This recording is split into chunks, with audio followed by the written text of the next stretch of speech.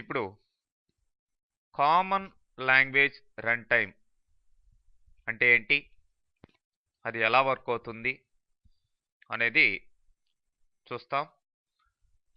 ఇక్కడ ఫిగర్లో ఇచ్చినట్లుగా ఈ సిఎల్ఆర్ యొక్క వర్క్ అనేది ఉంటుంది.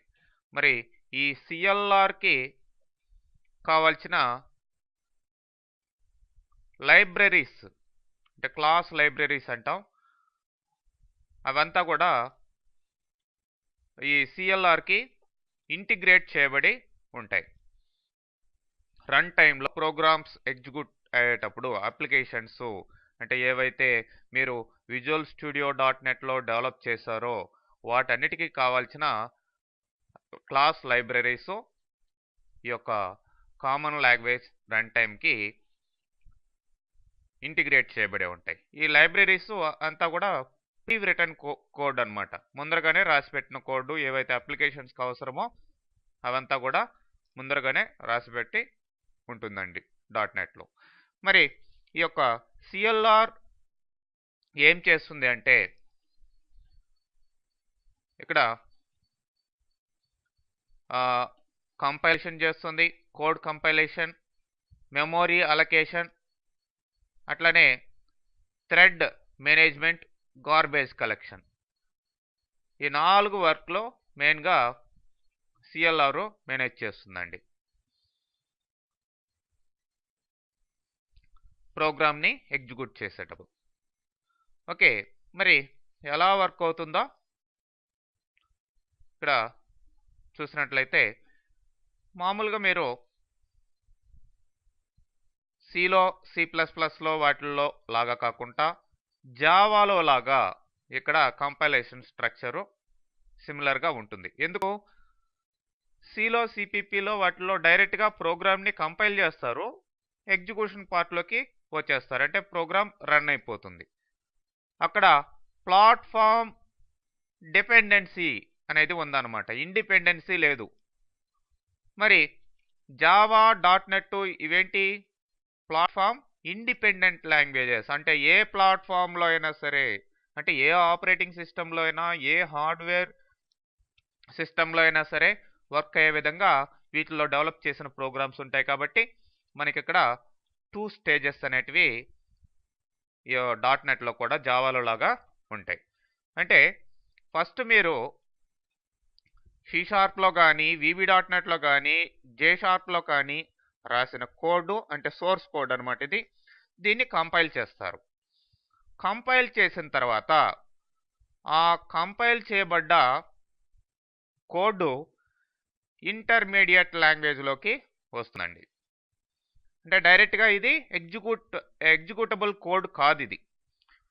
మరి ఇక్కడ దీన్ని కామన్ ఇంటర్మీడియట్ లాంగ్వేజ్ లేదంటే మైక్రోసాఫ్ట్ ఇంటర్మీడియట్ లాంగ్వేజ్ MSIL అని కానీ, CIL అని కానీ అంటాం. మరి ఈ యొక్క కామన్ ఇంటర్మీడియట్ లాంగ్వేజ్ కోడ్ ఎలా ఉంటుందంటే ప్లాట్ఫామ్ ఇండిపెండెంట్గా ఉంటుంది.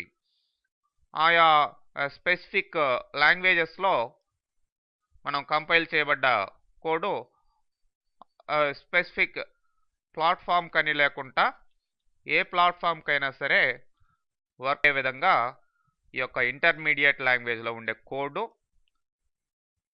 కంపైల్ చేసిన తర్వాత తయారవుతుందండి. మరి ఈ కామన్ ఇంటర్మీడియట్ లాంగ్వేజ్ కోడ్ మీకు బైట్ కోడ్గా మారాలి అంటే ఏ మిషన్కి మనం ఏ కంప్యూటర్లో అయితే రన్ చేస్తామో దాన్ని ఆ కంప్యూటర్లో ఆ ఆపరేటింగ్ సిస్టమ్స్లో ఇది వర్క్ అయ్యే విధంగా ఉండాలి అంటే ఇది ఈ ఇంటర్మీడియట్ లాంగ్వేజ్లో ఉన్న కోడ్ మీరు జస్ట్ ఇన్ టైం కంపైలర్ ద్వారా JIT అంటాం. దాని ద్వారా ఈ యొక్క కామన్ లాంగ్వేజ్ రన్ టైం అనేది ఇక్కడ బైట్ కోడ్గా ఏర్పడుతుందండి. అంటే ఇంకా చెప్పాలంటే సిఎల్ఆర్ అనేది JITని జస్ట్ ఇన్ టైం కంపైలర్ని యాక్టివేట్ చేస్తుంది. దాని ద్వారా ఈ యొక్క common intermediate language code machine readable కోడ్గా అంటే మిషన్ స్పెసిఫిక్ బైట్ కోడ్గా మారిపోతుంది. ఏ మిషన్లో అయితే మనం దాన్ని ఎగ్జిక్యూట్ చేయాలో ఆ మిషన్కి తగ్గట్టుగా ఇది మిషన్ కోడ్గా మారిపోతుందండి. సో ఫస్ట్ కంపైల్ చేస్తాం. కంపైల్ చేసింది ఇంటర్మీడియట్ లాంగ్వేజ్లోకి వస్తుంది. తర్వాత కామన్ లాంగ్వేజ్ రన్ టైం ద్వారా ఆ యొక్క మిషన్ స్పెసిఫిక్ రీడబుల్ కోడ్గా బైట్ కోడ్గా మారుతుందండి. ఓకే, అప్పుడు ఏ మిషన్కి ఆ మిషన్ ఆ యొక్క మీ ప్రోగ్రామ్ని అండర్స్టాండ్ చేసుకొని వర్క్ చేయించుకోగలిగే అవకాశం ఉంటుంది. అందుకని ఇక్కడ ఈ యొక్క .NETని ఏమంటాం, ప్లాట్ఫామ్ ఇండిపెండెంట్ లాంగ్వేజ్. అంటే ఏ ప్లాట్ఫామ్ కిందైనా ఈ యొక్క .NET ప్రోగ్రామ్స్ వర్క్ అవుతాయి. మరి ఇక్కడ చూడండి, జావాకి ఈ యొక్క .NETకి కంపారిజన్ చూసినట్లయితే, ఫర్ ఎగ్జాంపుల్ hello.java అంటే ఇది సోర్స్ కోడ్ అనమాట, మనం రాసిన సోర్స్ ప్రోగ్రామ్.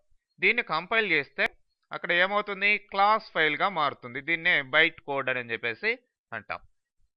ఈ బైట్ కోడ్ని జావా వర్చువల్ మిషన్ ద్వారా మనం ఏం చేస్తాం, మిషన్ అండర్స్టాండబుల్ మిషన్ కోడ్గా మార్చుకునేదానికి అవకాశం ఉంటుంది. ఇక్కడ JVM అనేది మనకి ఉంటుందండి.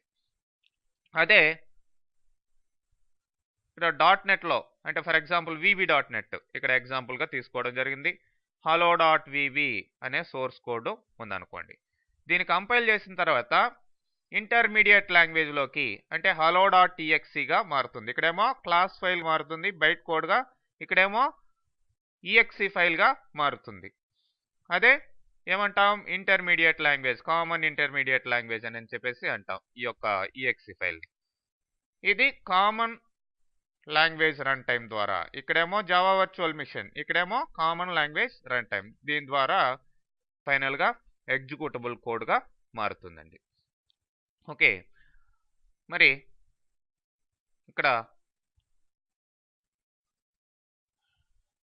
అప్లికేషన్స్ .NET ఫ్రేమ్వర్క్లో ఎందుకు ఎక్కువగా ఇప్పుడు డెవలప్ చేస్తున్నారు అనే దానికి వీటిలన్నిటిని కూడా మనం పాయింట్స్గా తీసుకోవచ్చు. రిలయబిలిటీ ఉంది, పర్ఫార్మెన్స్ ఉంది, ప్రొడక్టివిటీ ఉంది. వేటితోటి కంపేర్ చేసుకుంటే స్పెసిఫిక్గా చూస్తే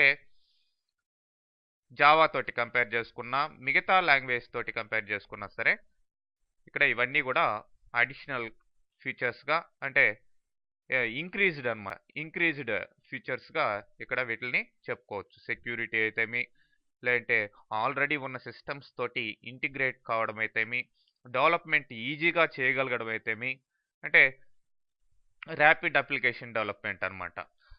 క్విక్గా ఒక జావాలో ఒక 1 అవర్లో ఒక ప్రోగ్రామ్ రాయగలిగితే అదే ప్రోగ్రామ్ని మనం 10 మినిట్స్లో ఈ యొక్క .NETలో రాసే అవకాశం ఉంది. అట్లనే మొబిలిటీ సపోర్టు, XMLలో ఉండే వెబ్ సర్వీసెస్ సపోర్టు ఇక్కడ ఉంది. అట్లనే .NETలో మోర్ దాన్ అంటే అరౌండ్ 30 అబౌవ్ ఎప్పటికప్పుడు కొత్త లాంగ్వేజెస్ కూడా యాడ్ అవుతున్నాయి. వాటన్నిటి సపోర్టు ఈ యొక్క .NETకి ఉంది. అలానే డేటాని యాక్సెస్ చేసే దాంట్లో ఫ్లెక్సిబిలిటీ ఉంది. ఎలాంటి డేటానైనా సరే ఈజీగా, అంటే ఏ రూపంలో ఉన్న డేటానైనా సరే రకరకాల యాక్సెసింగ్ టెక్నిక్స్ని వాడి .NET డేటాని యాక్సెస్ చేయగలుగుతుంది. ఓకే, మరి ఇక్కడ .NET ఫ్రేమ్వర్క్లో వాడే రకరకాల లాంగ్వేజెస్ చూసినట్లయితే ఇవన్నీ కూడా ఉన్నాయి. ఏ లాంగ్వేజ్కి ఆ లాంగ్వేజ్ దానికి తగ్గ ఫీచర్స్ని కలిగి ఉంది. అందుకనే చూడండి, .NET framework is designed for cross language compatibility. Cross language compatibility means .NET components can interact with each other irrespective of the language they are written. Okay, అదనమాట క్రాస్ లాంగ్వేజ్ కంపాటబిలిటీ. .NET లో ఉండేటివి ఏ లాంగ్వేజ్లో అయినా సరే మనం ఏ ప్రోగ్రామింగ్ని వాడైనా సరే .NET కాంపోనెంట్స్ని ఆ యొక్క లాంగ్వేజ్కి .NET కాంపోనెంట్స్ని ఇంటరాక్ట్ అయ్యే విధంగా మనం చేయొచ్చు అనమాట. అంటే ప్రతి లాంగ్వేజ్ ఫీచర్స్ని మనం తీసుకొని ఒక అప్లికేషన్స్ని, అంటే ఇక్కడ అరౌండ్ 20 లాంగ్వేజెస్ ఉంటే 20 లాంగ్వేజెస్ని యూజ్ చేసి కూడా ఒక అప్లికేషన్ని మనం డెవలప్ చేసే అవకాశం .NETలో ఉందండి, .NET కాంపోనెంట్స్ని వాడుకొని. ఓకే, అదనమాట క్రాస్ లాంగ్వేజ్ కంపాటబిలిటీ అనేది. ఓకే.